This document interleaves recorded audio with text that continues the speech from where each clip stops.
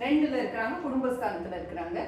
இப்ப அதுல இப்போ பிரசண்டா போயிட்டு இருக்கிறது விசாகம் நட்சத்திரம் போயிட்டு இருக்கு. ஆனா இவரோட கேள்வி எப்படி இருந்ததுன்னா, அந்த ராகுவோட நட்சத்திர புள்ளி போன காலத்துல எனக்கு எப்படி இருந்திருக்கும் அப்படின்னு சொல்லி கேட்டாங்க. சரி, அதையும் ஒரு ஆய்வா எடுத்துட்டு உங்கள்கிட்ட அதை பத்தின ஒரு விளக்கங்களை பகிர்ந்து கொள்ள இந்த ஆய்வை நம்ம பார்க்க இருக்கிறோம். சரிங்களா? சரி, இப்ப இந்த ராகுன்னு சொல்லி பாக்குறப்போ சுவாதி நட்சத்திரம் 1ல இருந்து 4ஆம் பாதம், இந்த ஏஎல்பியில ராகுவோட காலகட்டம் சொல்லி வரப்போ சுவாதி நட்சத்திரம் 1ல இருந்து 4ஆம் பாதம்.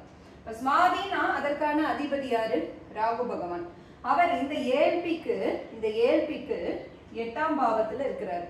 சரிங்களா? இங்க இருந்து நீங்க கவுண்ட் பண்ணீங்கன்னா 8ஆம் பாவத்துல ராகு பகவான் இருக்கிறாங்க.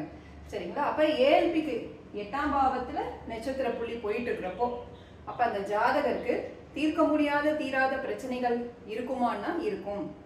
ஜாதகர்